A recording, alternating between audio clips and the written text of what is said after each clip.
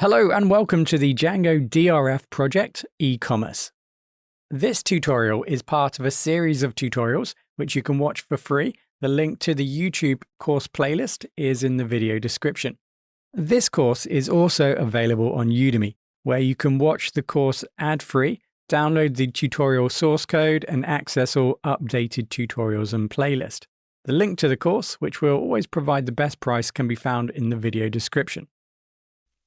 We're now ready to implement some of our tables. So in this tutorial, we're going to implement the category and product table and a new table, which we will take a look at, called brand. A quick recap, this is the set of tables or the database design that we have developed. If you haven't seen the database design tutorials, this is where we finished the design. Now, we will be adding to this design and making a few changes as we go through the course, and I'll give you some additional details as and when we do that. Now, how this section of the course is developed, or this phase of this course is put together, is that we're going to slowly add the tables to the database, and then we go through and actually work with the tables that we implement at that stage. Go ahead and add some queries, build our documentation, perform some testing, and then we go to the next section and then add some more tables and work through the same process. In this section of the course, we are going to focus in then on the product and category table, which has a many-to-many relationship, it looks like here, and the new table, which is the brand. Now, this is something that we didn't include because through the design phase, I've tried to slim everything down to make it nice and simple and understandable, and for us to focus on the technique rather than the outcome. But here we're going to have the brand table. So when you think about it, each product will be associated to a brand. Now, we could put the brand field here in the product table, but that is probably going to leave us with a lot of duplicate data. Imagine how many products a particular brand might have, for example. And in addition to that, we might want to store more information about the brand. So therefore, it does become some sort of entity that we want to record information about.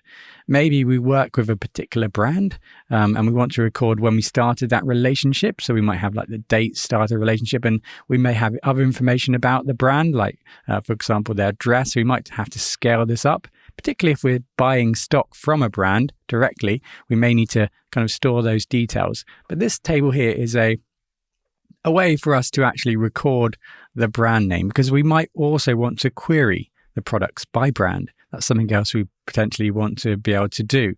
So this is why we've developed then the brand table. So we need to decide the relationship between product and brand. So I won't bring out the calculator, the table that we utilized in the design phase. So if you haven't seen that and you are interested in how to actually develop the relationship, identify what type of relationship, then do go and watch that. So let's just think about this logically.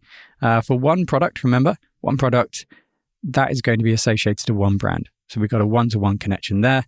And then one brand will be associated to multiple products, right? So what we end up with is a one-to-many relationship. Okay, so with that in mind, remember the many is going to be this side. So if you did draw out the table like we did in the design phase, the many side would be in the product, which means that we need to add a new field here so we can reference the brand. So let's go ahead and do that. Insert below. So I'm just going to call that brand. Okay, so that's going to be our foreign key. So let's just call that brand and foreign key. There we go. So now we know what we're going to be developing. Let's go ahead and now add this to our models module. Back in our application here, let me just close down this server, Control-C, and clear that. And I could probably just drop that down, right? We don't need that just yet. So let's go into our model. So in our product app, our models, and let's go ahead now and start developing our models. There are generally 2 or 3 different approaches when presenting code. And I know that other students will have differing opinions and expectations as to how they would like to see code presented to them. I'm going to try and find a middle ground here. So I will type out code and I will bring in code line by line and explain it. And I will give you blocks of code which you can just pause and copy. Now, generally, if I present the code or if I present new code, typically we're going to write it out together. If it's something that we already know about, and it's just a case of typing it out, I might just present that code to you, and we'll find a middle ground at some point. Because I do like to explain code at some point as well, and I find it's easier to explain when I bring it in line by line, rather than to type it out word by word, because I'm absolutely useless really at doing that, typing and talking at the same time. It's not a strength that I have. So let's go ahead and get started. Now I'm going to make the assumption that you've never written a single line of Django code or Python in a Python project. So we're going to build a model. So our model is going to be a table. So we need to define our table or our Django model as a class. So a class, we're going to need a name which has a capital, and then we're going to extend from the model.model. So we'll do that first, and then we'll make some changes because it's going to be slightly different. Right, so models.model. So we're going to bring in those tools. That's going to allow us then to define our table fields. So now we need some table fields. So we just need to have a look at the design. Here we go. And we just need to decide what it is that we need to develop. In this case, in the category, we just need a name to begin with. And then we do the brand the same. So we just copy and paste and just call it brand. And that'll be that done. And notice that the product also has a name. So there's 3 tables here which has the same field, which is handy because it means that we can copy and paste a little bit here. All of the name fields are going to have the same field type. So models dot character field. So we're going to use a character field, and then we're going to need to define a max length. Now it's completely up to you what you want to include here, depending on the types of names, the length of names that you might be working with. But I'm just going to go for something like 100, for example. Let's give that a go. So that's the category model, right? So all we need to do now is just copy this twice. One for the brand, and then one for the product. So we just need to rename that to brand, and then this one will be product. There we go. Let's go ahead and finish off the product table with name, description, type, and we're going to need a foreign key over to the brand table. And in addition to that, we're going to need to build some sort of connection here from the product to the category. Right, okay, so in the product then, we have description, and then we're going to have the type, and then we're going to have a brand. So the description is going to be a models dot, it's going to be a text field. Okay, so a text field, and then we'll go for blank equals true, which means that we don't necessarily have to add something there initially when we create a new product. And then type, for this, there's going to be 2 types initially, right? So we're going to need a way of selecting from those types to fill this field. Regarding the type, now remember that what we're trying to do here is to identify whether a product is downloadable or not. And we could change this to a Boolean field in actual fact. We don't necessarily need to have choices. So the approach that I was going to take was to maybe set up a choice field so you can select from download or physical product. But when we think about it, it probably is better represented as a Boolean. So we could call this, for example, electronic product, so a downloadable product, download product, or potentially we're going to call it a digital product, emphasizing the fact that, so we could say is digital. So emphasizing the fact that this product will only be available digital in a download sense, or it doesn't necessarily have to be downloadable. It could be a product which can only be accessed digitally. So it isn't something that is actually a physical product that we'd actually have to ship to the customer. So let's change our design. And now we've had a little bit of a think about it. And this is the type of thing that potentially that you will experience as you develop. If you're doing it in this type of loose manner, developing in this kind of loose way, it allows you to think as you're going along. So let's just turn that into a Boolean field. So let's go back into our product here. We're going to say is digital. And then we're going to turn that in now to a models dot Boolean field. So we should have it, yeah, Boolean field. Okay. Now we could set a default here.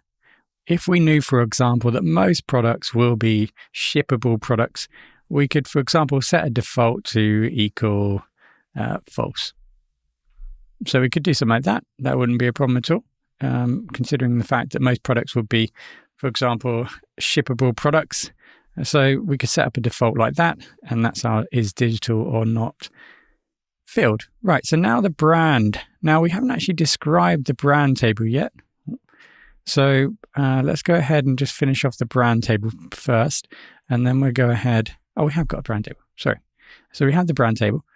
So let's now turn this into a foreign key. So models dot. This is going to be a foreign key. So we just need to define foreign key. Okay. And then we need to define the table in which we're building a connection to. And in this case, it's going to be the brand table. And then we need to specify what happens when we delete data from the brand table. What happens to the data that's connected to it in the product table? That's what we need to answer next. So here we have the on delete. So we need to specify what happens when we delete data from the brand table. So models dot, and now we've got a few different options. So it's well worth having a look at the Django documentation at this point. So if you're looking for that information, if you head over to the model field reference, so go to Google, just type in model field reference Django, takes you to this page here, and then just do a search for on this page. Let's do a search here for on delete, and that will take you to the field relationship section here. A bit further down, there'll be a list of all the different options. So cascade, protect, restrict, and you can have a read through them, and that will help you guide you on what setting you want to apply here. If we add some logic to this, brands or products, when we add a product, it's connected to a brand. Now, we probably make the assumption that every product will have a brand. We could make that into a business rule if it wasn't one already. So that is suggesting that if a product isn't connected to a brand, then we won't have a product. So potentially what we're going to do here, if we delete a brand from the brand table, we probably want to delete all the products as well. Maybe that's the approach we want to take. So we can set this to cascade. So if we read the documentation, cascade deletes. So whenever we delete something in the brand table, it's going to delete all the entries in the product table. Okay. So let's go back in models.cascade, and there we go. Now it's well worth considering looking at the different on-delete features, because you may want to include protect, which is essentially going to allow one of many options which will allow you to prevent deletion of the brand entries, and thus then not having to then delete any of the products. Because what you don't want to get into is a situation where you've got 1,000 products and then you delete the brand, maybe by mistake, and then all of a sudden all the products are missing too. And that can be, if you don't back up effectively, that can be a big mistake. So definitely worth looking into there. So let's now address the connection, the many-to-many connection between the product and the category table. Now, what we're going to do here for the categories, because we're going to have quite deeply nested categories, we're going to use a package, which is going to help us manage that really quite simply. Now, there are two packages that you might be interested in here to create a kind of tree or hierarchical, deeply nested category system. One of them is Django Treebeard, and the other package is Django MPTT, which again is a very similar package, which is going to allow you to build this deeply nested category system. There is always a third option, and that is just to build it yourself. But in this course, we are going to be utilizing Django MPTT. So we can see, looking at the GitHub repository for this package, that it states that the project is currently unmaintained. However, looking at the commits, there are some kind of recent commits that have been taken place. So it is a little bit unknown as to the current state of this, but it is something that is very popular and is something that I think we can safely use. And if it comes to it, we can quickly remove it and potentially replace that without too much trouble. So this is what we're going to be utilizing and implementing within our application. And like I said, this is going to be a tool that's going to allow us to create deeply nested categories, which you might find yourself doing in this type of e-commerce scenario. And it's going to then give us the tools for us to then kind of query that data. And we can utilize these tools, for example, when we're creating a filter system, when we're trying to build a filter system to allow users to select different products based upon different properties or attributes. So let's go ahead and install this application first, and then we'll go ahead and make some of the changes based upon that. So we're going to need to add some different fields into the category here. And then we can go ahead and connect our product table and build that many-to-many connection to category. Right, so we're going to be utilizing Django MPTT. Let's go ahead and copy that, and let's go ahead and install. There we go. So pip install Django-MPTT. And then we want to just pip freeze as per normal. Just update that. And also, I'll try and keep the file updated. We'll just copy that, and that goes into the commands here, packages. Maybe I've missed one, but I think that's all the packages that we've installed so far. So now that we have that ready, we're now going to implement it. So we need to bring in some of the tools. So back in our models from MPTT.models, let's go ahead and import MPTT model and the tree foreign key.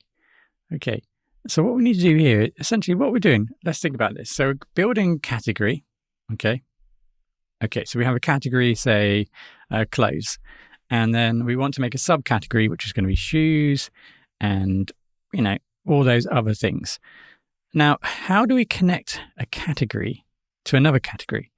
Well, typically in a kind of relational database way, we create foreign keys, don't we? So like a reference point to another category. So that's what we kind of need here. So imagine we have two categories in this table, clothes and shoe.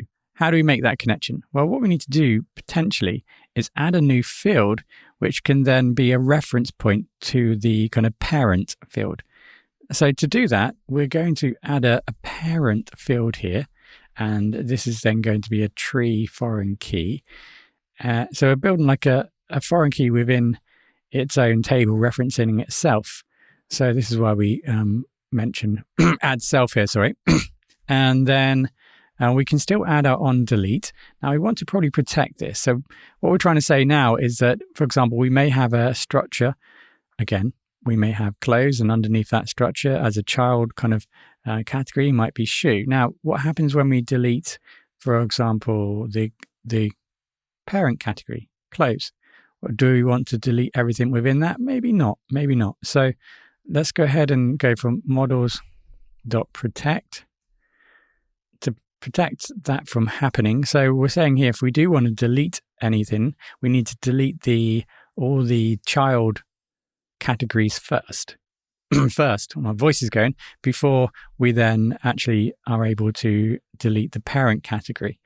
So we're going to have null equals true, because potentially and blank equals true. So we set that to true, because, for example, the parent category won't have. So if we have a parent category clothes, that won't have anything in the parent field. So we need to be able to accommodate that. Right. Okay. So with that done, let's now think about some of the metadata here. Now we can create some ordering and so on, but what we're going to need to do in all the fields is just create our dunder string return, so that when we utilize this and look at the data in the admin, when we go to the Django admin, we can return something that is a little bit more human understandable. So when we return data, we want to return that data, and we're going to reference or show the name of that data. So we do the same for all of these tables here. So when we return brand in our admin, that's going to return the data in a human readable way. And then we do the same thing here with the product. Right, so that's the Dunder string sorted. Now we could do some ordering here. We may do that as we move deeper into the project. So we could, for example, set the ordering of these categories. That might be useful. Maybe some sort of alphabetical way that could be useful. So let's go ahead now and add our field so we can build the connection to the category table. So we're going to call this category, and we're going to utilize the tree foreign key. We need to define, like we do with any foreign key, we're going to need to define the category table. That's the table we're connected to. And we can define the fact that some products may not be part of a category. So we could potentially define that by adding blank and null equals true. So a product may not be part of a category. Now, we did mention in the preview or earlier section that that wouldn't be the case, but just to show you how that can be done. Right. So with that done, apologies there. So looking back at our design now, we've made a few changes. Notice that we've reverted now to a one-to-many relationship between product and category.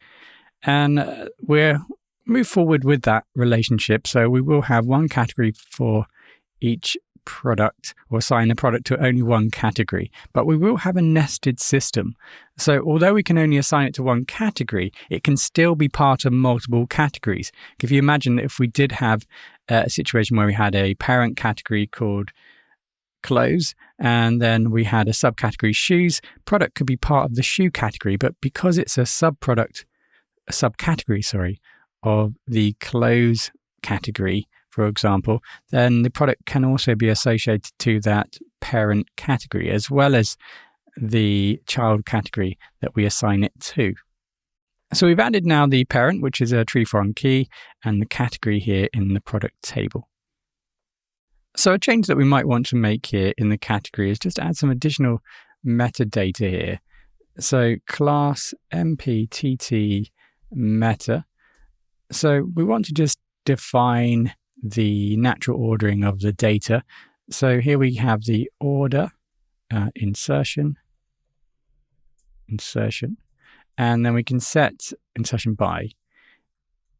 So we can change this to what we want to order by, and that's going to be the name field. And last but not least, notice that we haven't imported or utilized the MPTT model yet. So we just need to replace in the category here, models.model, and we want to extend from models or MPTT model. Okay, so that pretty much concludes the generation of our tables. So if I can just zoom out so you can see everything all at once, just about. So that's what your table should look like. Now, do remember that the code for this section can be found in the code repository, which you'll find at the start of the course or potentially attached to this tutorial. And by all means, just go ahead and copy and paste if you prefer. Like I said, I will start to mix this up, so I'll bring code in step by step. Now that you've got maybe a general idea how to build tables, when we build some more tables, I may bring in the code stage by stage and just quickly give you an example or explanation of that particular code, and you can pause and go ahead and type it out if you wish. So now we're probably ready to actually migrate and prepare for us to actually build our tables. Let's go ahead and do that. Now I notice that there is a mistake. So just to emphasize the point here. So make migrations.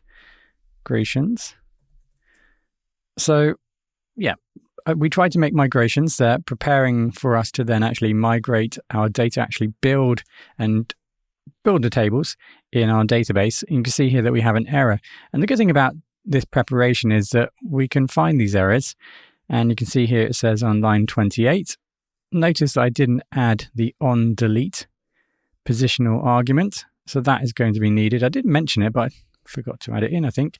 So on delete, so we need to specify here what we want to happen.